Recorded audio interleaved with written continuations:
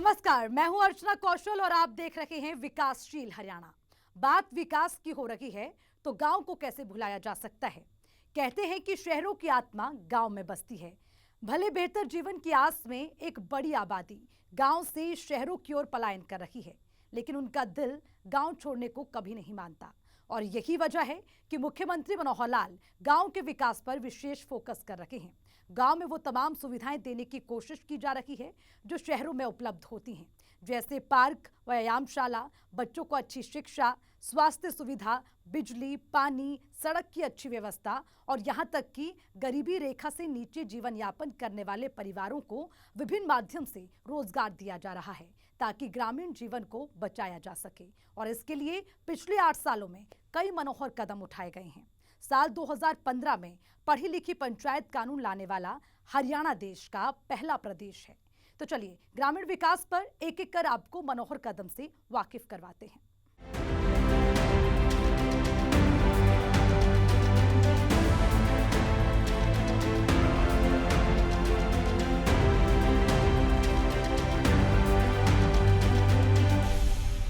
साल 2014 में जब से प्रदेश की कमान मुख्यमंत्री मनोहर लाल ने संभाली है, शहरों की तर्ज पर गांव के विकास पर पहला फोकस किया गया।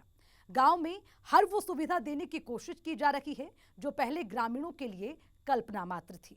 शहर की तर्ज पर गांव में पार्कों की व्यवस्था के साथ योग टीचर की नियुक्ति की गई है। अच्छी सड़कें बनाई जा रही हैं, बीमार अस्पताल को दुरुस्त किया जा रहा है, बिजली पानी की सप्लाई मजबूत की गई है और इन सब का मकसद ग्रामीण जीवन स्तर को ऊपर उठाना है। ये रिपोर्ट देखिए।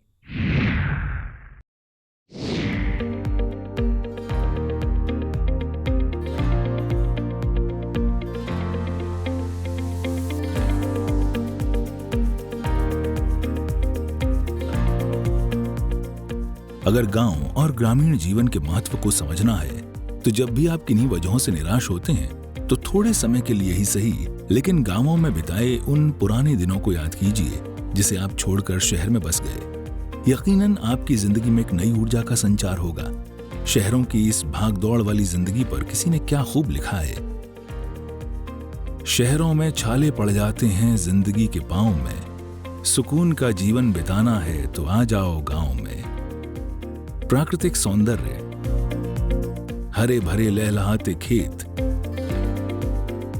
बाग बगीचे, अपनों का प्यार, शुद्ध खान पान, क्या कुछ नहीं है गांव में। लेकिन यह भी सच्चाई है कि चंद पैसों के लालच और बेहतर जीवन की आस में गांव से बड़ी संख्या में शहर की ओर पलायन हुआ है। लेकिन इस ओर पिछली किसी भी सरकार की ओर से ध्यान नहीं दिया गया।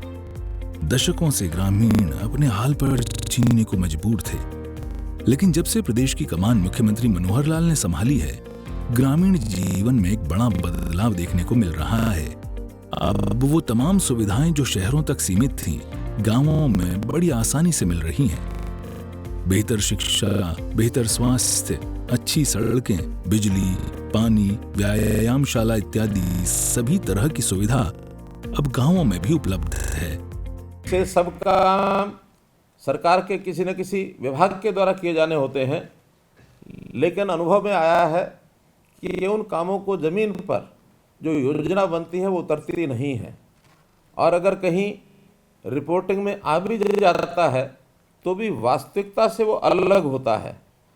हम चाहते हैं कि सरकार के साथ जुड़े हुए जो प्रथम श्रेणी के जितने भी अधिकारी हैं स्वयं जा करके उन चीज़ों को अपनी आंखों से देखें और उसकी रिपोर्टिंग करें, और उसके बाद सरकार जो है जहाँ कोई कमी ही है विभाग उस हिसाब से उस कमी को दूर करे। अपेक्षा ये है। किसी भी प्रदेश के मुखिया का काम जनहित में योजनाएं लाना है, लेकिन उसे धरातल पर लागू करना अधिकारियों का काम है। सरकार की योजना के मुताबिक गांवों में पार्क, व्यायामशाला बनने हैं या नहीं? अगर बने हैं तो वो किस रूप में है? वहां ग्रामीणों का जाना होता है या नहीं? अगर कोई पार्क निर्माणाधीन है तो क्यों है? पार्कों का रखरखाव ठीक ढंग से हो रहा है या नहीं? प्रदेश के मुख्यमंत्री मनोहर लाल खुद इन सभी बातों पर बारीकी से ध्यान रखते हैं। और समय समय पर अधिकारियों को दिशा निर्देश जारी करते रहते हैं। सरकार के किसी न किसी विभाग के द्वारा किए जाने होते हैं, लेकिन अनुभव में आया है कि उन कामों को जमीन पर जो योजना बनती है वो उतरती नहीं है, और अगर कहीं रिपोर्टिंग में आ भी जाता है तो भी वास्तविकता से वो अलग होता है। हम चाहते हैं कि सरकार के साथ जुड़े हुए जो प्रथम श्रेणी के जितने भी अधिकारी हैं स्वयं जा कर के उन चीज़ों को अपनी आंखों से देखें और उसकी रिपोर्टिंग करें, और उसके बाद सरकार जो है जहाँ कोई कमी है विभाग उस हिसाब से उस कमी को दूर करे। अपेक्षा ये है। ग्रामीण जीवन में आंगनबाड़ी केंद्र की अहम भूमिका होती है। सरकार की ओर से इस पर सालाना करोड़ों रुपए खर्च किए जाते हैं, लेकिन आंगनबाड़ी केंद्र ठीक ढंग से काम कर रही है या नहीं? वहां पानी, शौचालय की व्यवस्था ठीक है या नहीं? बच्चों और आंगनबाड़ी सेविका के लिए बैठने की अच्छी व्यवस्था है या नहीं? मुख्यमंत्री मनोहर लाल इन सभी बातों का ध्यान रखते हैं, और कहीं कमी पाई जाती है तो उसे जल्द दूर करने के लिए अधिकारियों को निर्देश देते हैं।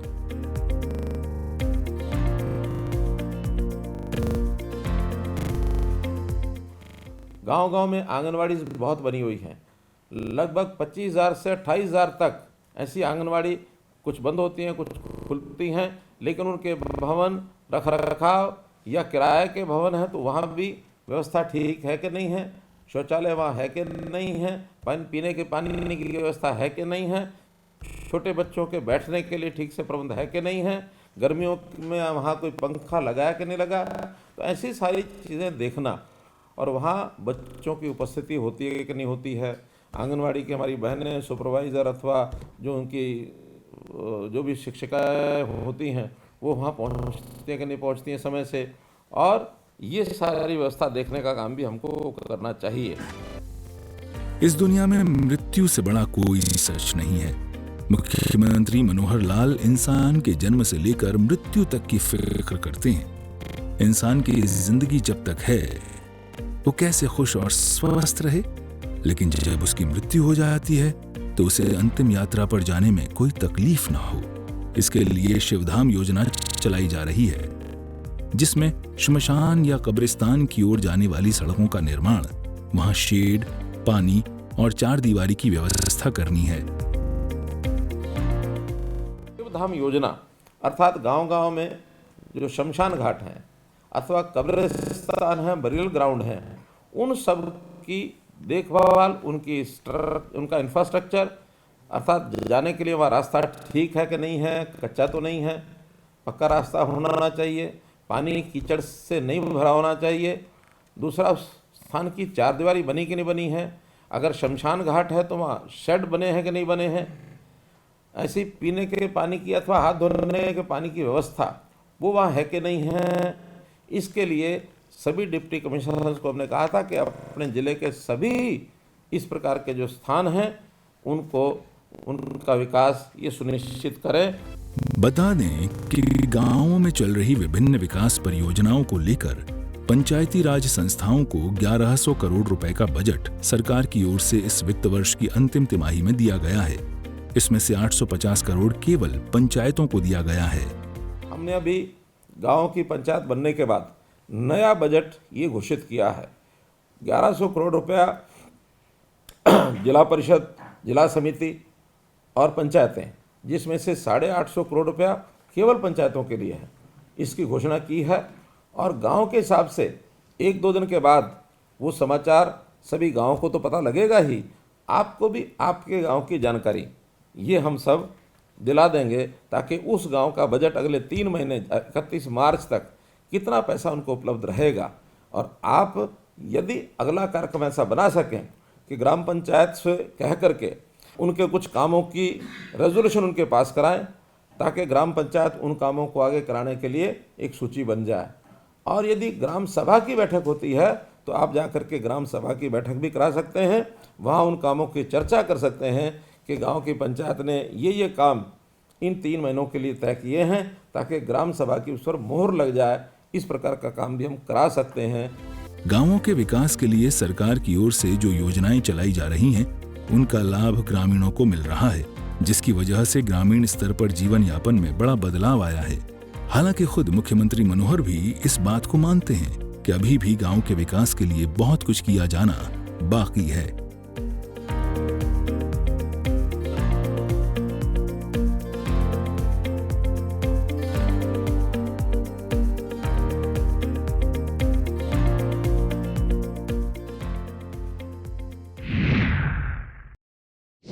जहां कुदरत की अपनी छांव है, जिसे अपना कह सकूं, वो गांव है। गांव में मिलने वाले इस प्यार और स्नेह को प्रदेश के मुखिया मनोहर लाल बखूबी जानते हैं और पिछले 8 सालों में ग्रामीण जीवन यापन में सुधार को लेकर कई सराहनीय कदम उठाए गए, जिसका सीधा लाभ ग्रामीणों को मिल रहा है। इस रिपोर्ट में देखिए।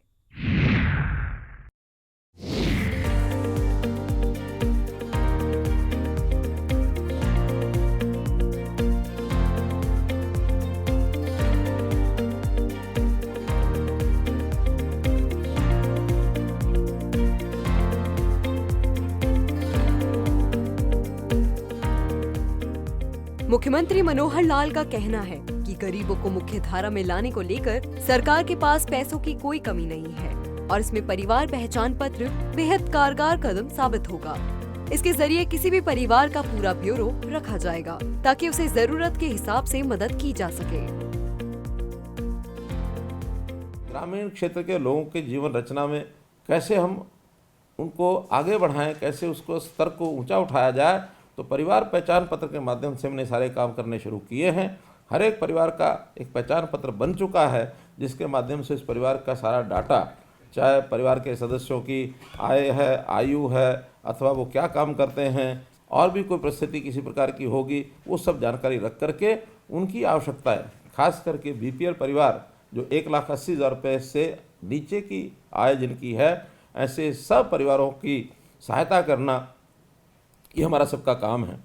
इन बीपीएल श्रेणी के लोगों को राशन कार्ड ये भी सुनिश्चित मिल जाए, इनके परिवार के हर सदस्य का एक आयुष्मान भारत का अथवा चिरायु हरियाणा का कार्ड ये उनका बन जाए, ताकि किसी को भी बीमार होने पर 5 लाख प्रति परिवार प्रति वर्ष ये सहायता उनको मिल सके। बीपीएल परिवार के एक सदस्य को रोजगार मुहैया कराने को लेकर मुख्यमंत्री अंत्योदय परिवार उत्थान योजना चलाई जा रही है, जिसके तहत गरीब परिवार के एक सदस्य को रोजगार उपलब्ध करवाया जा रहा है। इसमें ग्रामीण क्षेत्र के लोगों को कैसे आगे बढ़ाएं, खास करके जो गरीब परिवार हैं, उन परिवारों में किसी एक युवक को या परिवार में जो भी काम करने वाला व्यक्ति है, उसका रोजगार उसको मिल सके, वो काम करने लग जाए, उसकी आय बढ़े, ये सब काम हम कर रहे हैं। खास करके जो कम आय वर्ग के लोग हैं, ऐसे परिवारों में ज़रूर हमको जाना चाहिए। हर बार महीने में अगर एक बार जाते हैं तो 5 परिवार 10 परिवार उनके घर जा कर के उनको कुछ ना कुछ हम गाइडेंस दे सकते हैं कि किस प्रकार से वो आगे बढ़ाए। बहुत योजनाएं सरकार की ओर से चलती हैं, जैसे मुख्यमंत्री अंत्योदय परिवार उत्थान योजना, कैसे गरीब परिवारों के घर से एक व्यक्ति को रोजगार कैसे दिलाया जाए। हम लगभग 550 कैंप लगा चुके हैं। अगले महीने से इन कैंपों की और भी आगे उसको जारी रखा जाएगा। किसी भी देश और प्रदेश के मुखिया का काम है हर परिवार की वस्तु स्थिति को ध्यान में रखना, ताकि उसकी जरूरत के हिसाब से उसकी आर्थिक मदद पहुंचाई जा सके। मुख्यमंत्री मनोहर लाल इस मामले में अव्वल साबित हो रहे हैं। एक जानकारी साझा करते हुए मुख्यमंत्री मनोहर लाल ने कहा कि कुछ ऐसे भी परिवार हैं जिन्होंने अपनी सालाना आमदनी मात्र 25,000 रुपए बताया है, और अगर ये सही है तो उसकी जीविका कैसे चलती होगी, इसकी फिक्र करना सरकार का काम है। मनोहर लाल ने कहा कि ऐसे सभी परिवार की पहचान कर सही रिपोर्ट सरकार तक आनी चाहिए, ताकि उसकी मदद की जा सके। परिवार कहते हैं कि हमारी 25,000 रुपये तक ही वार्षिक इनकम है, ऐसे परिवारों को ज़रूर उसमें से निकालें, गांव के परिवारों से, ताकि हम वो 25,000 से नीचे वाले इनकम के परिवार कौन हैं, क्या वास्तव में वो 25,000 से नीचे हैं या नहीं है। अगर 25,000 से नीचे हैं तो महीने का सिर्फ 2,000 रुपये उनको मिलता है। 2,000 रुपये में सामान्य व्यवस्था भी परिवार की बनती नहीं है, तो उनका गुजारा कैसे आखिर होता होगा, उनको कैसे हम आगे बढ़ने के लिए प्रेरणा दे सकते हैं। कुछ छोटे परिवार हैं जिन्होंने अपने आप को सिंगल यानी मेंबर फैमिली, एकल सदस्य परिवार ये घोषित किया हुआ है। ये भी एक वास्तव में एक ऐसी श्रेणी है जिसके ऊपर पूरा हमारा ध्यान रहना चाहिए कि क्या वास्तव में वो एकल सदस्य परिवार है या कहीं परिवार का विभाजन करके और उसने अपने आप को अलग परिवार दिखाया हुआ है। बहुत से लालच भी काम करते हैं, वो लालच काम न करें। वो सदस्य किसी परिवार का यदि सदस्य है तो उसकी रिपोर्टिंग भी करनी चाहिए कि किस परिवार का ये सदस्य है, और वास्तव में सिंगल मेंबर है तो उसका कैसे सिस्टम चल रहा है, इस पर जरूर हम ध्यान करें। सरकार की योजनाओं का लाभ गरीबों को मिल रहा है या नहीं, इसे देखना अधिकारियों का काम है। लिहाजा मुख्यमंत्री समय समय पर ए ग्रेड के अधिकारियों को गांवों में जाकर ग्रामीणों से तालमेल बिठाने का निर्देश देते हैं और उन परिवारों की ओर मदद का हाथ बढ़ाने को कहते हैं जिन्हें सरकार से मदद की दरकार है। गांव में जाकर लोगों की ज़्यादा जानकारी लेना और उनके लिए अच्छा क्या कर सकते हैं, ये तभी संभव है जब हमारे मन में संवेदनशीलता समाज के प्रति आएगी और हम गांव को अपना परिवार समझेंगे। और परिवार समझ करके मैं चूँकि सरकार का एक बड़ा अधिकारी हूँ, सरकार के द्वारा नियुक्त, तो अतिरिक्त काम के लिए एक सेवा का काम करूँगा तो मुझे आनंद आएगा। मुख्यमंत्री मनोहर लाल जब पूरे देश को अपना परिवार बोलते हैं तो ऐसे ही नहीं बोलते हैं। उन्हें प्रदेश के हर नागरिक की फिक्र भी होती है और यही वजह है कि मनोहर लाल जब भी बोलते हैं तो उनके जुबान से निकले हर एक शब्द गरीबों को लाभ पहुंचाने वाले होते हैं, ग्रामीणों के जीवन स्तर में सुधार के होते हैं, एक भ्रष्टाचार मुक्त प्रशासन देने की होते हैं।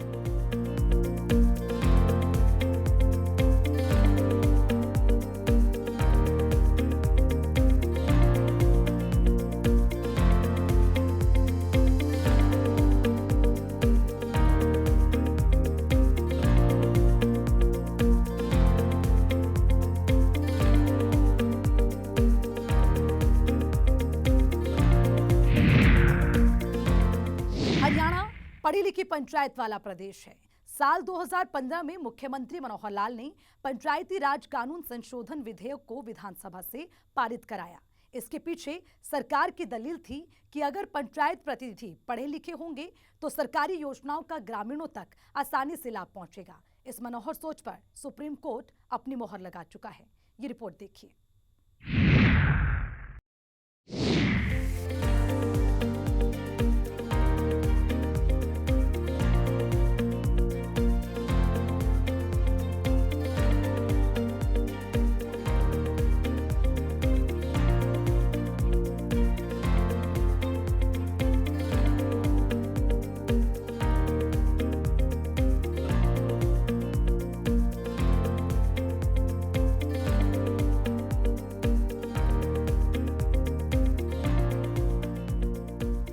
इसमें कोई शक नहीं कि शहरों में बहने वाली विकास की बयार पंचायतों से होकर गुजरती है। बावजूद इसके साल 2014 से पहले पंचायतों की बदहाली किसी से छुपी नहीं थी। ग्रामीणों के हमेशा से ये शिकायतें होती थी कि चुनाव के समय लोग लुभावने वादे कर वोट तो ले लिए जाते हैं, लेकिन चुनाव के बाद हमारे सुध लेने वाला कोई नहीं होता है। सरकार की ओर से आने वाला पैसा कहां और किस रूप में खर्च हो रहा है किसी को पता तक नहीं होता था, जिसकी वजह से गांव अपनी बदहाली पर आंसू बहाने को मजबूर था। ग्रामीणों की जिंदगी मूलभूत सुविधाओं को तरस गई थी। सड़क, शिक्षा, स्वास्थ्य की बदहाली देखने वाला कोई नहीं था। आवाम की इन्हीं परेशानी को देखते हुए मुख्यमंत्री मनोहर लाल ने साल 2015 में विधानसभा से पंचायती राज कानून संशोधन विधेयक पारित कराया। हालांकि सरकार के इस फैसले को कुछ पुराने ख्याल के लोगों ने विरोध भी किया और मामला देश की सुप्रीम अदालत तक गया। लेकिन वो कहते हैं ना, सच परेशान हो सकता है लेकिन पराजित नहीं। मनोहर लाल ने गांवों के विकास के लिए ईमानदारी से कदम उठाया था, लिहाजा सुप्रीम अदालत ने भी सरकार के फैसले को हरी झंडी दिखा दी। मनोहर फैसले को जमकर सराहते हुए कहा कि इस तरह के कानून पूरे देश की पंचायतों में लागू होना चाहिए।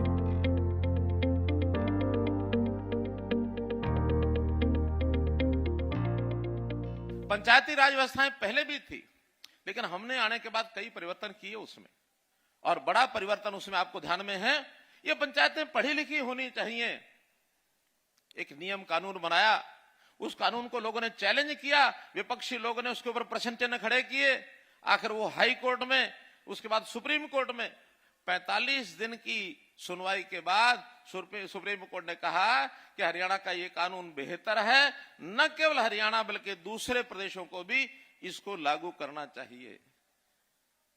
आखिर सरपंच, पंच, जिला परिषद, पंचायत समिति या नगर पालिका, नगर परिषद, उनमें पढ़े लिखे लोग होंगे तो विचार कर सकेंगे अपने समाज के बारे में, अपनी जनता के बारे में, वहां के विकास के बारे में। वरना पहले के समय में अधिकारी ने, कर्मचारी ने कोई गड़बड़ कर दी और लगवा लिया अंगूठा मारा, और जब बाद में उसके केस बनते फिरे, कहीं विजिलेंस की जांच हो गई, कहीं पुलिस की जांच हो गई, विभाग की जांच हो गई, और हमारा जनप्रतिनिधि कहता था मुझे तो पता ही नहीं जी, मैं तो पढ़ता जानता नहीं। इन्होंने कहा मैंने अंगूठा लगा दिया, अब मुझे क्या पता इसमें क्या लिखा। सैकड़ों हजारों हमारे जनप्रतिनिधि इस चक्कर में फंसे रहे। आज कोई नहीं फंसता है, आज सबको पता है। आपको बता दें कि पंचायती राज कानून संशोधन विधेयक 2015 के लागू होने से पंचायत चुनाव में सामान्य वर्ग के उम्मीदवारों के लिए मैट्रिक पास होना अनिवार्य हो गया, जबकि महिला उम्मीदवार 8वीं पास होनी चाहिए। तो वहीं पिछड़े वर्ग के लिए 5वीं पास की शर्त रखी गई। इतना ही नहीं, शैक्षणिक योग्यता के अलावा कुछ और शर्तें भी रखी गई, जिसमें उम्मीदवार कोर्ट में दोषी करार ना दिया गया हो। उम्मीदवार के घर शौचालय होना अनिवार्य किया गया है। उम्मीदवार सहकारी समितियों, सहकारी बैंकों और कृषि ग्रामीण बैंक का कर्जदार ना हो। उम्मीदवार पर बिजली का कोई बिल बकाया ना हो। सरकार के इस फैसले का मकसद गांवों को एक साफ सुथरी छवि और पढ़ी लिखी सरकार देने का है, जिसका अब असर भी देखने को मिल रहा है। पंचायती चुनावों में बड़ी संख्या में युवाओं की भागीदारी बढ़ी है। खासकर महिलाओं की सरकार का मानना है कि युवाओं के नए जोश और उमंग के साथ पंचायत को सभी मामलों में अग्रणी बनाया जा सकता है। हमारी पंचायतें किस प्रकार से अपना काम अपने आप करें, क्योंकि एक पंचायती राज का 3rd टियर सिस्टम जिसको कहते हैं, एक तीसरी प्रकार की सरकार है। पहली सेंट्रल की केंद्र सरकार, दूसरी प्रदेश की सरकार, और तीसरी हमारी जो स्थानीय निकाय की सरकारें हैं, पंचायतें, जिला परिषद, पंचायत समितियां, ये फुल फ्लेज्ड अपने आप में एक प्रकार से पूरी अधिकार रखने वाली सरकार।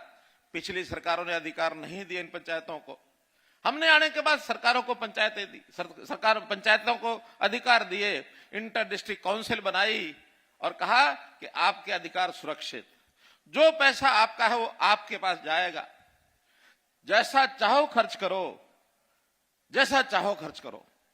और उसमें निश्चित किसी को 20 लाख छोटा गांव है, बड़ा लाख गांव है, 30 लाख, 40 लाख, 50 लाख, 1 करोड़, 2 करोड़, 3 करोड़, बड़े बड़े गांव भी हैं 30-30, 40-40 हजार की आबादी के हैं। 30-40 हजार की अगर आबादी होगी उसको 7-8 करोड़ रुपया भी मिलता है। तो ये गांव अपने आप अपना प्रस्ताव पारित करें और अपने काम अपने आप कराएं। क्या कराना क्या नहीं कराना ये कराएं। पारदर्शिता लाने के लिए एक डिमांड थी सब तरफ से, बल्कि केंद्र सरकार की ओर से निर्देश था कि केंद्र सरकार पैसा तभी भेजेगी जब पारदर्शी तरीके से काम होगा। ये आने वाली शिकायतें नहीं आनी चाहिए, तो हमने उसमें पारदर्शिता का पैमाना लागू किया। आज खुश है जनता, सब खुश है। हम 21वीं सदी में जा रहे हैं। हर दिन विश्व गुरु बनाने के सपने के साथ सोते हैं। आए दिन प्रदेश के मुखिया मनोहर लाल डिजिटल इंडिया को बढ़ावा देने की बात करते हैं। ऐसे में केंद्र या प्रदेश सरकार की नीतियों को प्रभावी तरीके से लागू करने के लिए ये बेहद जरूरी था कि पंचायतों की अगुवाई की जिम्मेदारी पढ़े लिखे सरपंचों के हाथ में हो। यहाँ हम इस बात से इनकार नहीं कर सकते कि पहले के सरपंच दूसरे पढ़े लिखे लोगों पर ज्यादा आश्रित होते थे, जिस कारण किसी भी काम की गोपनीयता पर असर पड़ता था। काम होने और काम करने के बीच खाई बढ़ती चली जाती थी, जिसका सीधा असर ग्रामीणों के जीवन स्तर पर पड़ता था। प्रदेश के मुखिया सीएम मनोहर लाल ने प्रदेश के विकास में पंचायतों की भूमिका को देखते हुए 26 जनवरी 2018 को 7 स्टार इंद्रधनुष योजना की शुरुआत की, जिसका मकसद उन ग्राम पंचायतों को सम्मानित करना है जो अपने पंचायत की चहुमुखी विकास में जुटी है। इसी ग्रेडिंग और रैंकिंग के जरिए उन्हें सम्मानित किया जा रहा है। आपको बता दें कि ये ग्रेडिंग 7 पैरामीटर के आधार पर करवाई जाती है, जिसमें बेटियों के लिंग अनुपात में सुधार, पंचायत का हर बच्चा स्कूल में होना चाहिए, स्वच्छता के क्षेत्र में पंचायत में बेहतर काम होना चाहिए, पंचायत में आपसी भाईचारा होना चाहिए, पर्यावरण बचाने के लिए पंचायत की ओर से काम किया गया हो, पंचायतों में सुशासन होना अनिवार्य है, पंचायतों के विकास में सामाजिक भागीदारी को अहम माना गया है। ये वो 7 पैरामीटर हैं जिन पर खरा उतर कर प्रदेश का कोई भी पंचायत इनाम का हकदार हो सकता है। मुख्यमंत्री मनोहर लाल का साफ कहना है कि सरकार के पास गांवों के विकास के लिए पैसों की कोई कमी नहीं है, लेकिन विकास के काम ठीक ढंग से हो रहे हैं या नहीं, ये देखना ग्रामीणों का भी काम है। ब्यूरो रिपोर्ट, सूर्या समाचार।